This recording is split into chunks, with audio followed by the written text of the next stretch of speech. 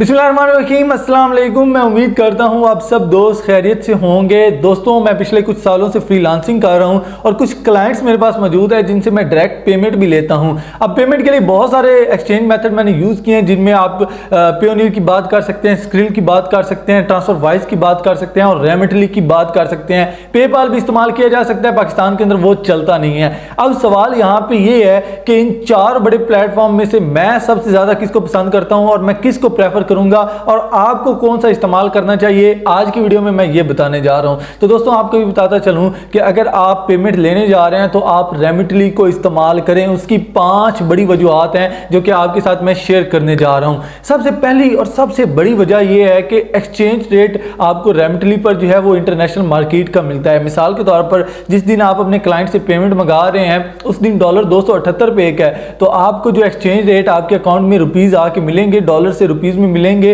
वो 278 के हिसाब से ही मिलेंगे। और ये एक बहुत बड़ी खसूसियत जो है वो रेमिटली पर मौजूद है। जबकि आप स्क्रीन पर देखें तो वहाँ पे आपको 10-15 डॉलर जो है वो 10-15 रुपये कम मिलते हैं।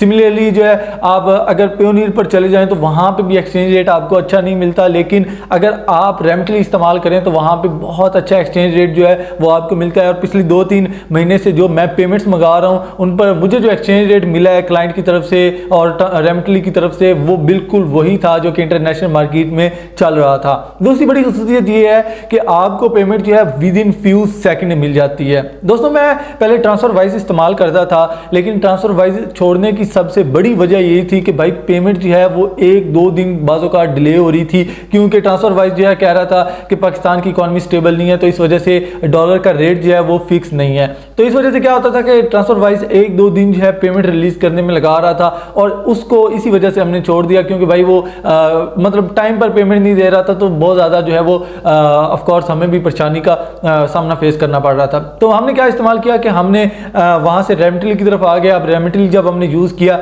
वहाँ पे हमें पेमेंट जो है विद इन फ्यू सेकंड और इवन सैटरडे संडे को भी जो पेमेंट है वो हमें रिसीव हो रही थी, जो कि बहुत बड़ी बात थी कि सैटरडे संडे को बैंक्स ऑफ होते हैं, छुट्टी होती है, लेकिन इसके बावजूद हमें जो है वो रेमिटली पेमेंट उस दिन भी हमें रिसीव हो रही थी। तो इसलिए मैं आपको ये कहूँगा कि आप रेमिटली यूज़ करें। ये 2 बड़ी वजूहत होगी। तीसरे नंबर पर ये हो गया कि बाज़ औक़ात लोगों के पास जो है वो बैंक अकाउंट नहीं होता, उनके पास जो है बैंकिंग ऐप नहीं होती, कुछ भी नहीं होता, वो सिर्फ जायज़ कैश और इजी पैसा उनके पास होता है। तो कोई मसला नहीं है, अगर आप रेमिटली यूज़ करेंगे ना, या आपका क्लाइंट आपको पेमेंट भेजना जा रहा है ना, तो अगर वो रेमिटली यूज़ करेगा ना तो वो आपको जायज़ कैश और इजी पैसा में भी पेमेंट भेज सकता है। जबकि अगर आप जो है वो इस्तेमाल करें ट्रांसफरवाइज तो वहाँ से आपको जायज़ कैश इजी पैसा में इस तरह पेमेंट रिसीव नहीं होती। ठीक हो गया, ये 3 बड़ी बातें होगी। चौथे नंबर पर आपको ये बताता चलूँ कि अगर आप ये इस्तेमाल करेंगे, रेमिटली इस्तेमाल करेंगे, तो यहाँ पे फीस बहुत ही कम है। मतलब आपका क्लाइंट अगर आपको पैसे भेज रहा है तो उसकी एक प्रोसेसिंग फ़ी होती है जो कि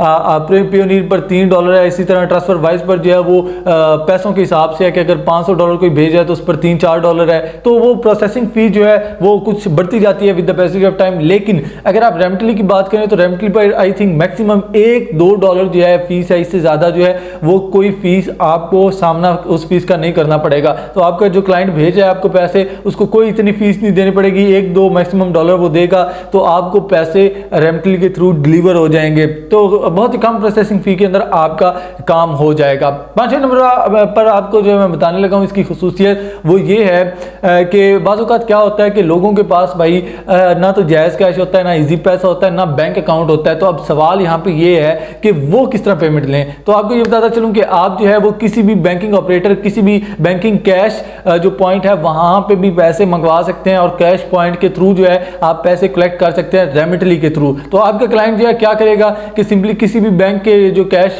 पॉइंट है वहाँ पे आपको पेमेंट भेज देगा, आपके CNIC के थ्रू या आपके मोबाइल रजिस्टर्ड मोबाइल के थ्रू। तो आपको वहाँ पे पेमेंट जो है भेज देगा। जब आप उस कैशियर के पास जाएंगे, बैंक में जाएंगे, तो वो आप उसको सारी चीज़ें दिखाएंगे तो वो आपको पेमेंट रिलीज करके दे देगा। तो ये भी आपके पास एक तरीक़ेकार है अगर उन लोगों के लिए जिनके पास इजी पैसा या जायज़ कैश नहीं होता। तो ये 4-5 चीज़ें थी जो कि मैंने सोचा आपको बता दूं कि अगर आप फ्रीलांसिंग करते हैं, आपके डायरेक्ट क्लाइंट है, तो आप उनसे इस तरह भी पेमेंट मंगा सकते हैं जिसमें आपको कोई भी दुश्वारी का सामना नहीं करना पड़ेगा। मिलते हैं इंशाल्लाह अपनी अगली वीडियो में। अपना बहुत सारा ख्याल रखें। मैं उम्मीद करता हूँ सारी चीज़ें आपको समझ आ गई होंगी। Till next time, take care, खुदा हाफिज़।